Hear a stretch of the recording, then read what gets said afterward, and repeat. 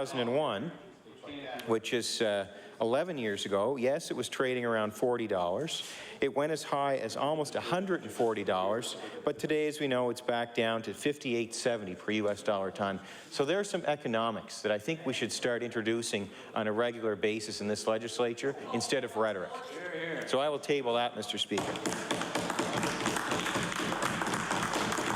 But let's not stop there, Mr. Speaker. Let's introduce some more economics, and I would encourage the government to use some of this information when they're making their case. Because the numbers don't lie, Mr. Speaker. Let's talk about natural gas. In 2008, it was trading between $12 and $13. Recently, it went under $2. And today it's trading at $3.72. So this point about fossil fuels always increasing is actually not true. If we look at natural gas, it's come down in price significantly, and I will table that, Mr. Speaker. So, and to the point about gas, why aren't we using more natural gas in this province? We have the resource. You look at other provinces across the country that have cheaper power rates, they're using their natural resources to their advantage. I want to point out something the federal government did and something the Premier mentioned, and that was that there'll be a requirement to close coal generation plants in Nova Scotia. The federal government backed off on that. And that saved stranding an asset worth $45 million in the case of Point Tupper. 60 jobs there, people working there. I know a lot of them. They're my constituents. And like it or not, coal is still 58% of our energy, how we generate energy in the province. And it's also still one of the cheapest forms of energy generation. So if we just blindly said, let's get rid of it tomorrow, we'd be looking at massive power rate increases. And that's fact, Mr. Speaker. We are. That's the NDP plan. And the other thing I want to mention is carbon emissions. We've actually seen, Mr. Speaker, carbon emissions increase despite the addition of renewable energy. And I'll get into that a little more in a little bit. I don't have much time tonight. But I want to say the Premier also mentioned something about job creation. Denmark found out that it was actually killing jobs, the introduction of renewable energy.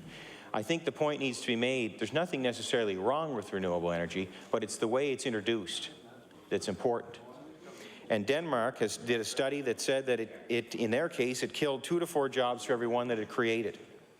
The Ontario Auditor General report, which I talked about in the last sitting here, Mr. Speaker, basically said that their experience was a disaster for their economy. They're actually subsidizing renewable energy production, and then they're selling it, exporting it, at a loss.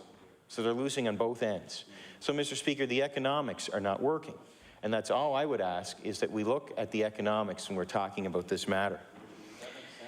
So, one of the things in Ontario, there's actually no agreements to protect people who are paying their power bills in Ontario when they don't need the renewable energy. So they're having to buy the energy even if people don't need it.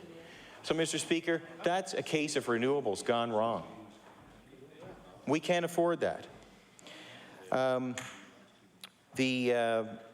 The other thing I want to mention is, you know, there was talk, the Premier mentioned something about transmission to Newfoundland will allow energy export. Well, I'm thinking if we have the highest cost of energy in North America, who would want to buy it, for one? And lastly, why would Newfoundland want to buy it when it already has plenty of hydropower already, and it also has a thriving offshore oil and gas industry to supply its needs? We hear about cleaner and greener environment, but there's actually been studies completed that show that emissions have actually increased with the introduction of renewables in Nova Scotia, because when the wind stops blowing, the burning of coal and natural gas is done more inefficiently, which is causing more carbon emissions. So is this really helping our environment, Mr. Speaker? Now, the members across, I've been called a dinosaur before for talking about this kind of thing.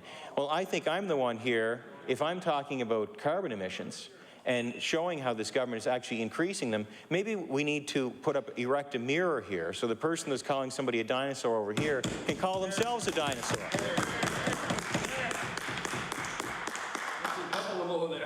And Mr. Speaker, I don't have much time left, but I want to make this other point. You know, we're talking about the importance of renewable energy. China's increase of energy production, their rate of energy demand is 13.3% per year. They're using massive amounts of energy. They would swallow up our entire energy consumption in Nova Scotia in about 4 days. So let's be real here. What we're doing here is not having an impact on a global basis. What we could do is do something that helps the environment and is backed by solid economics. So we could bring something to China and show them, here's how you protect the environment, but also you can do it without affecting your economy, because we know that they're not going to make a decision to help their environment unless they also see it help their economy. That's what we would do if we were real leaders, instead of all this rhetoric that we hear. So, Mr. Speaker, in closing, I would encourage the members all around the House, like I have in the last sitting, to use economics and to use numbers to back up their statements, because otherwise we're doing Nova Scotians a disservice when we make statements and claims in the media that simply aren't true. Thank you, Mr. Speaker. Thank you. The motion for adjournment for debate was made earlier. We will now rise to sit between the hours of 2 p.m. and 6 p.m. tomorrow. Thank all the honourable members for a very good debate this evening.